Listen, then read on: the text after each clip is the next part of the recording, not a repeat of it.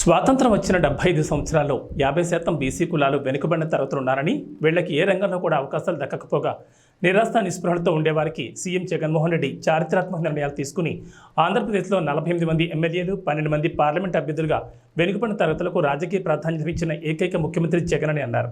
ఉమ్మడి పశ్చిమ గోదావరి జిల్లాలో నరసాపురం పార్లమెంట్ నుండి గూడూరి ఉమాబాలను, భీమవరం నియోజకవర్గం నుండి గ్రంథి శ్రీనివాస్ను గెలిపించుకోవాల్సిన బాధ్యత ప్రతి ఒక్కరిపై ఉందన్నారు.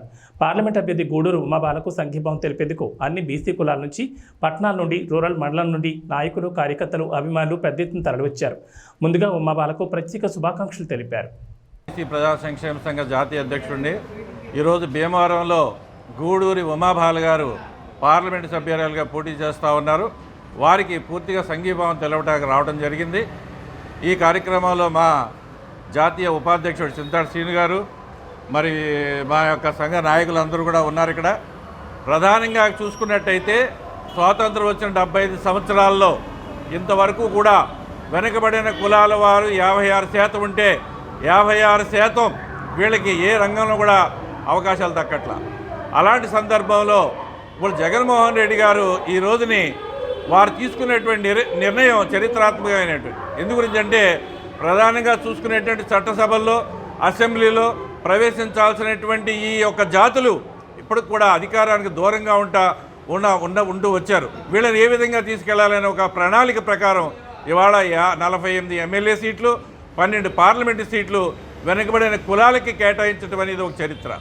ప్రధానంగా దీంట్లో చూసుకున్నట్టయితే ఈ యొక్క ఉమ్మడి పశ్చిమ గోదావరి జిల్లాలో అక్కడ రాజమండ్రి తీసుకున్న గూడూరు శ్రీనివాస్ గారికి, ఏలూరు తీసుకున్నట్టయితే కారుమూరి చిన్నుల గారికి, ఇక్కడ చూసుకున్న ఉమాబాల్ గారికి, అంటే పార్లమెంట్లో ఎక్కడైతే చట్టాలు చేస్తారో ఆ చట్టాలు చేసే చోటకి ఇవాళ ఒకే జిల్లా నుంచి ముగ్గురు వెళ్ళటం అనేది ఒక చరిత్ర.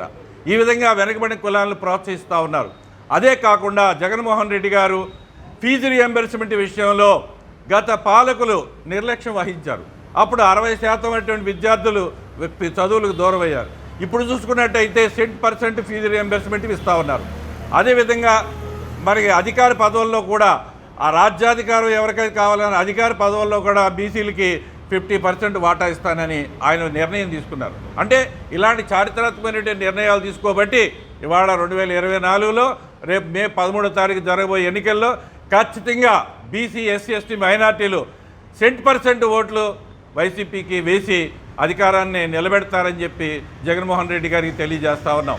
ఎందుకంటే వెనుకబడిన కులాల వారందరూ కూడా విశ్వాసపాత్రులు, ఈ యొక్క సమాజాన్ని నడిపిస్తున్నటువంటి వారు. ఈ సమాజంలో సంపద సృష్టించేది వెనుకబడిన కులాల వారు. ఈ కులాలకి అధికారంలో భాగస్వామి ఇచ్చినట్టయితే దేశం బాగుపడుతుంది, రాష్ట్రం బాగుపడుతుంది అనే ఆలోచనతో చేసినటువంటి విధానానికి మేమందరం కూడా సంఘీభావం తెలియజేస్తున్నాం. అదేవిధంగా మేము ఒక దేశంలో కులగణన, జనగణనలో కులాల వారీగా గణన చేయాలని చెప్పి పెద్ద ఎత్తున దేశమంతా కూడా కార్యక్రమాలు నిర్వహిస్తూ ఉన్నాం.